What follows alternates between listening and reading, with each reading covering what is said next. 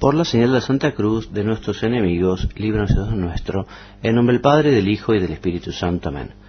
Señor mío y Dios mío, creo firmemente que estás aquí, que me ves, que me oyes. Te adoro con profunda reverencia. Te pido perdón de mis pecados y gracia para hacer con fruto este rato de oración.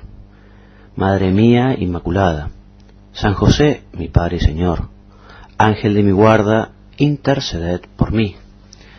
Queridos hermanos, vamos a hacer nuestro rato de oración el día de hoy contemplando el misterio de la Santísima Trinidad y vamos a meditarlo con las enseñanzas de San Atanasio y con el famoso símbolo atanasiano. Pero ¿qué decir primero de este santo? Fue una de las grandes figuras del siglo IV, junto con San Basilio el Grande, San Gregorio Nacianceno y San Gregorio de Niza en Oriente, y junto a San Hilario y San Ambrosio en Occidente. Y es una de las grandes figuras de la Iglesia del siglo IV por su incansable defensa del símbolo de la fe promulgado en el Concilio de Nicea. Por eso se le llama también Padre de la Ortodoxia y Columna de la Fe. San Atanasio nació en Alejandría de Egipto en el año 295. En esa ciudad recibió su formación filosófica y teológica y fue ordenado diácono a los 24 años. Acompañó al obispo Alejandro, patriarca de Alejandría, al Concilio de Nicea, recordamos, en el año 325.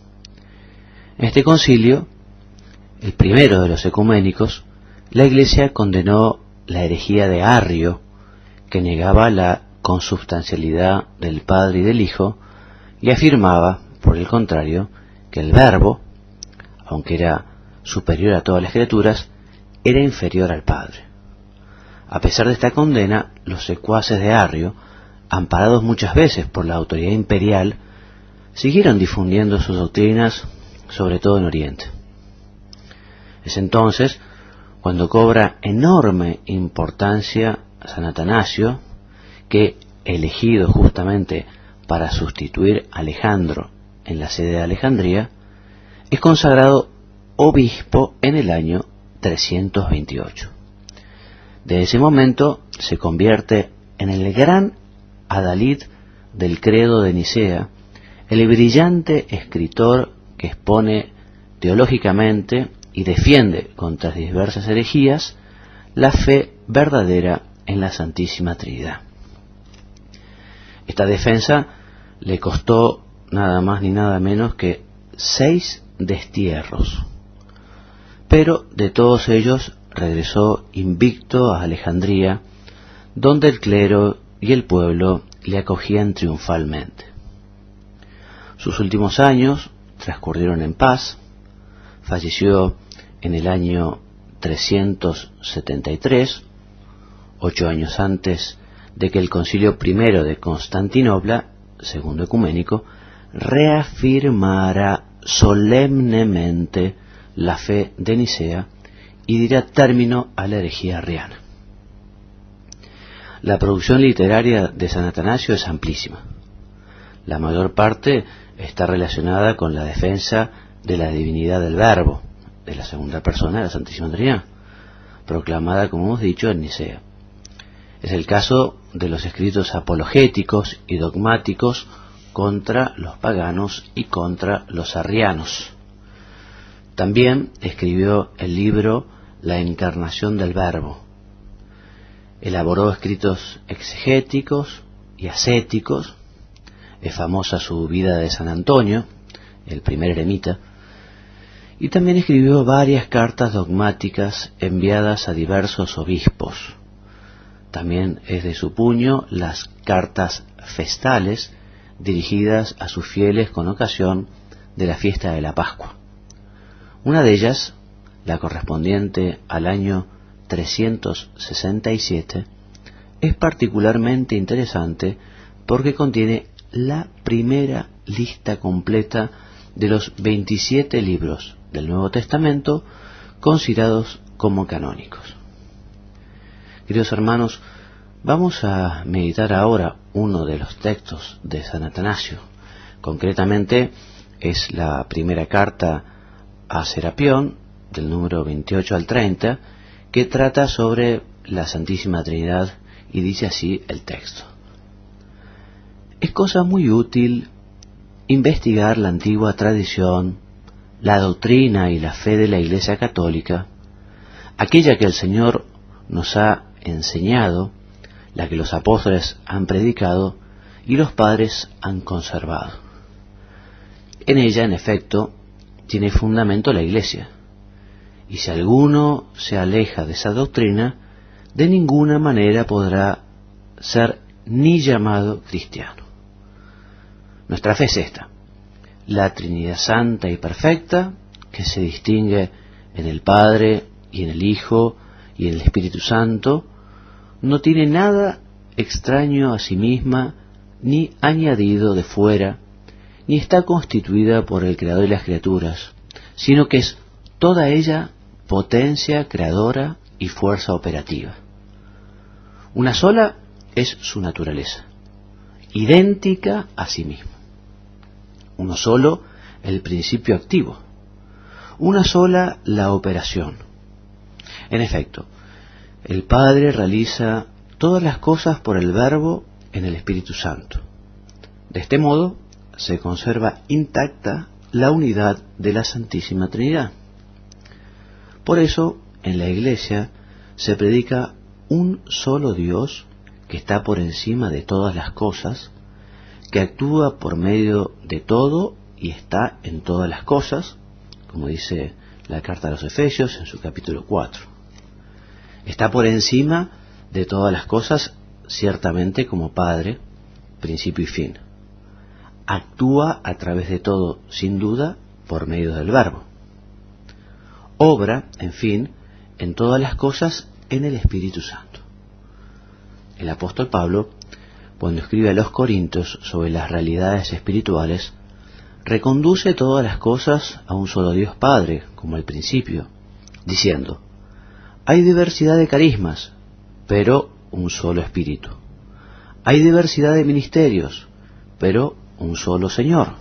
Hay diversidad de operaciones, pero uno solo es Dios que obra en todos.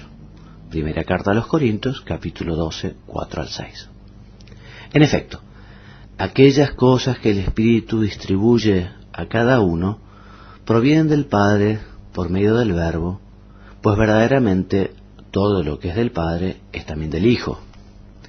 De ahí que todas las cosas que el Hijo concede en el Espíritu son verdaderos dones del Padre. Igualmente, cuando el Espíritu está en nosotros, también en nosotros está el Verbo, de quien lo recibimos. Y en el Verbo está también el Padre. De este modo se realiza lo que está dicho. Vendremos, dice, vendremos. Entre paréntesis, yo y el Padre y yo, dice el Señor. Y pondremos en Él nuestra morada. Juan capítulo 14. Porque donde está la luz, allí se encuentra el esplendor. Y donde está el esplendor, allí está también su eficacia y su espléndida gracia. Lo mismo enseña San Pablo en la segunda epístola a los Corintios. Con estas palabras dice: la gracia del Señor Jesucristo, el amor de Dios y la comunicación del Espíritu Santo estén con todos vosotros. Se trata de la segunda carta a los Corintios, capítulo 13, versículo 3. La gracia, en efecto, que es don de la Trinidad, es concebida por el Padre, por medio del Hijo y en el Espíritu Santo. Como la gracia procede del Padre, por medio del Hijo, así no podemos participar nosotros del don, sino en el Espíritu Santo. Y entonces, hechos partícipes de Él, tenemos en nosotros el amor del Padre, la gracia del Hijo y la comunión del Espíritu Santo. Hasta aquí el texto de San Atanasio. Y qué decir, hermanos, en este rato de oración. que vamos a aprovechar entonces para alabar a Dios Padre, a Dios Hijo, a Dios Espíritu Santo, para pedirle a quien es esposa, madre e hija, que nos ayude a tratar a cada una de las divinas personas de la Santísima Trinidad. Porque es fácil tratar a Jesús, que se hizo hombre como nosotros y que encontramos su vida en los Evangelios, sus enseñanzas. No es tan difícil tratar al Padre, figurándonos justamente la imagen de quien nos ha engendrado también nosotros, con amor paterno. Puede ser un poco más difícil tratar al Espíritu Santo que proviene del amor del Padre y del Hijo. Pero tenemos que aprender, queridos hermanos, a tratar a las tres divinas personas, a tratar al Padre, a tratar al Hijo, a tratar al Espíritu Santo. Cuando hablo de tratar, me refiero a hablar con ellos en la oración, a dirigirnos a ellos, a cada una de las personas, independientemente. Pedir al Padre, pedir al Hijo, pedir al Espíritu Santo, agradecer al Padre, agradecer al Hijo, agradecer al Espíritu Santo, pedir perdón al Padre, al Hijo, al Espíritu Santo, y así también ir creciendo en nuestra vida de piedad y en nuestra vida interior. Te decía, te recomiendo vivamente que se lo pidas a quien es justamente esposa, hija y madre de Dios. Los santos han meditado, lógicamente, a la Santísima Trinidad, y concretamente Santa Teresa de Jesús nos cuenta en su biografía el impacto que le supuso el meditar este símbolo que leeremos dentro de un ratito, el símbolo atanasiano. Ella, haciendo su oración, nos dice que, estando una vez rezando el Quicunque Vult, así son las primeras palabras del símbolo en latín, se me dio a entender la manera cómo era un solo Dios y tres personas, tan claro que yo me espanté y me consolé mucho. Hízome grandísimo provecho para conocer más la grandeza de Dios y sus maravillas, y para cuando o pienso o trata a la Santísima Trinidad.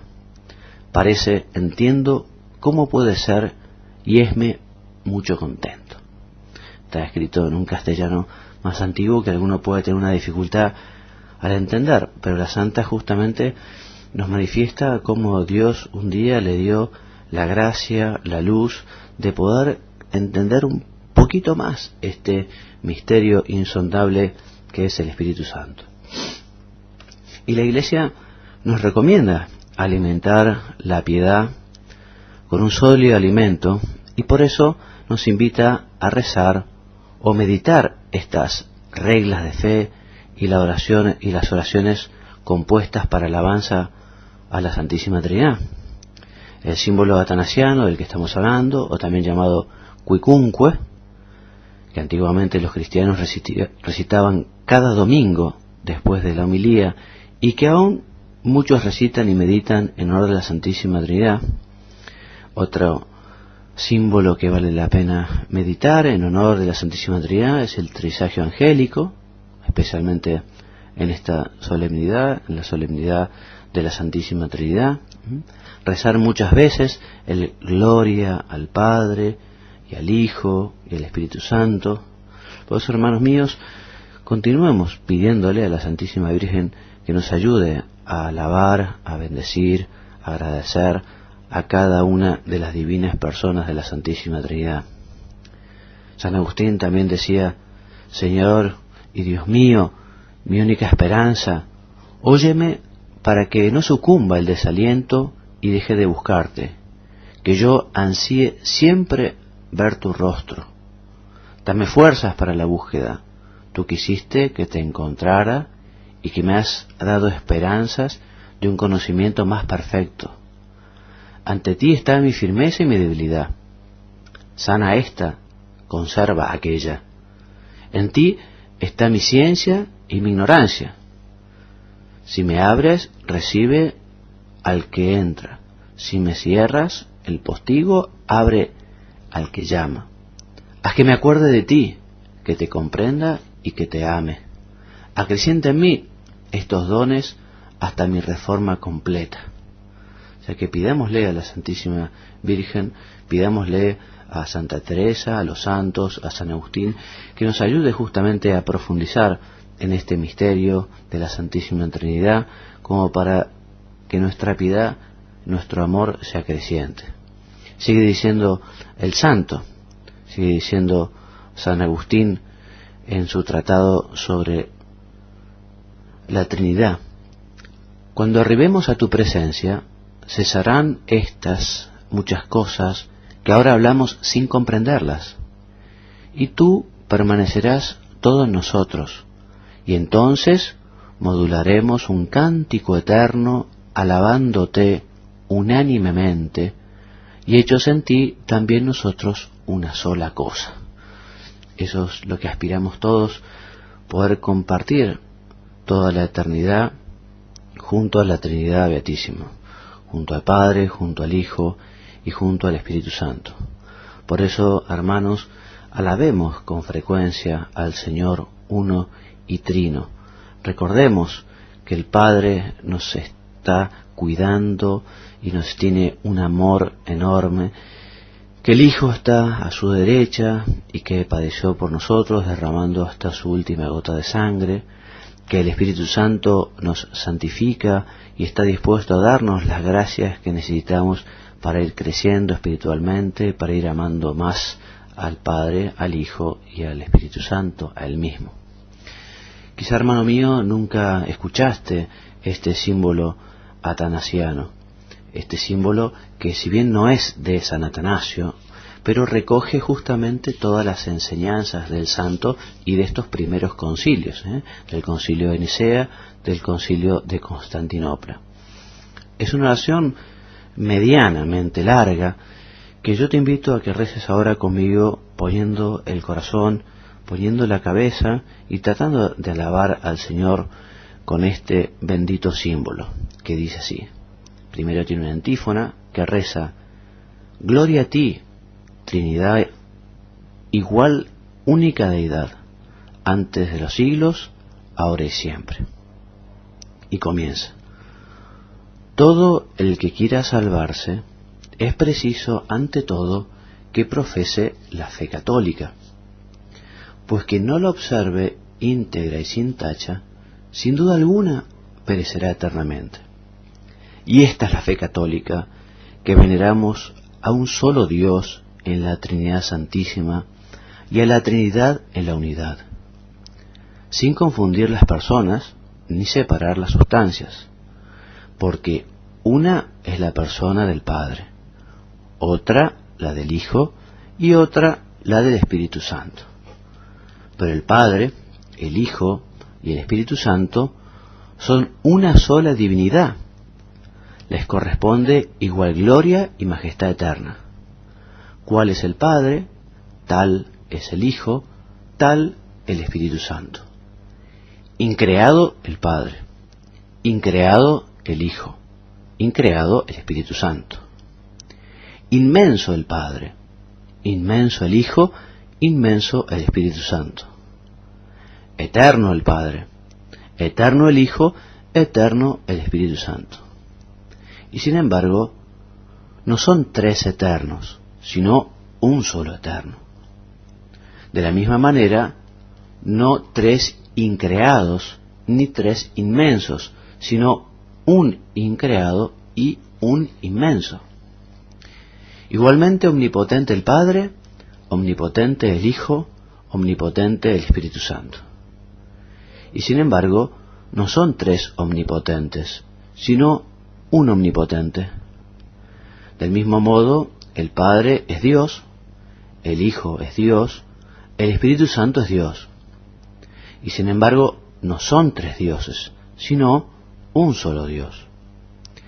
Así, el Padre es Señor, el Hijo es Señor, el Espíritu Santo es Señor. Y sin embargo, no son tres señores, sino un solo Señor. porque así como la verdad cristiana nos obliga a creer que cada persona es Dios y Señor, la religión católica nos prohíbe que hablemos de tres dioses o señores. El Padre no ha sido hecho por nadie, ni creado, ni engendrado. El Hijo procede solamente del Padre, no hecho ni creado, sino engendrado. El Espíritu Santo procede del Padre y del Hijo, no hecho ni creado, ni engendrado, sino procedente. Pero de todos ellos regresó invicto a Alejandría, donde el clero y el pueblo le acogían triunfalmente. Sus últimos años transcurrieron en paz. Falleció en el año 373, 8 años antes de que el Concilio I de Constantinopla, segundo ecuménico, reafirmara solemnemente la fe de Nicea y diera término a la herejía arriana. La producción literaria de San Atanasio es amplísima. La mayor parte está relacionada con la defensa de la divinidad del Verbo, de la segunda persona de la Santísima Trinidad, proclamada, como hemos dicho, en 95. En esa ciudad recibió su formación filosófica y teológica y fue ordenado diácono a los 24 años. Acompañó al obispo Alejandro, patriarca de Alejandría, al concilio de Nicea, recordamos, en el año 325. En este concilio, el primero de los ecuménicos, la Iglesia condenó la herejía de Arrio, que negaba la consubstancialidad del Padre y del Hijo, y afirmaba, por el contrario, que el Verbo, aunque era superior a todas las criaturas, era inferior al Padre. A pesar de esta condena, los secuaces de Arrio, amparados muchas veces por la autoridad imperial, por la señal de la Santa Cruz de nuestros enemigos, líbranos Dios nuestro, en nombre del Padre, del Hijo y del Espíritu Santo. Amén. Señor mío y Dios mío, creo firmemente que estás aquí, que me ves, que me oyes. Te adoro con profunda reverencia. Te pido perdón de mis pecados y gracia para hacer con fruto este rato de oración. Madre mía Inmaculada, San José, mi Padre y Señor, Ángel de mi guarda, interceded por mí. Queridos hermanos, vamos a hacer nuestro rato de oración el día de hoy, contemplando el misterio de la Santísima Trinidad. Y vamos a meditarlo con las enseñanzas de San Atanasio y con el siguieron difundiendo sus doctrinas, sobre todo en Oriente. Es entonces cuando cobra enorme importancia San Atanasio, que, elegido justamente para sustituir a Alejandro en la sede de Alejandría, es consagrado obispo en el año 328. De ese momento se convierte en el gran adalid del credo de Nicea, el brillante escritor que expone teológicamente y defiende contra diversas herejías la fe verdadera en la Santísima Trinidad. Esta defensa le costó nada más ni nada menos que 6 destierros, famoso símbolo atanasiano. Pero ¿qué decir primero de este santo? Fue una de las grandes figuras del siglo IV, junto con San Basilio el Grande, San Gregorio Nacianceno y San Gregorio de Niza en Oriente, y junto a San Hilario y San Ambrosio en Occidente. Y es una de las grandes figuras de la Iglesia del siglo IV por su incansable defensa del símbolo de la fe promulgado en el Concilio de Nicea. Por eso se le llama también Padre de la Ortodoxia y Columna de la Fe. San Atanasio nació en Alejandría de Egipto en el año 290.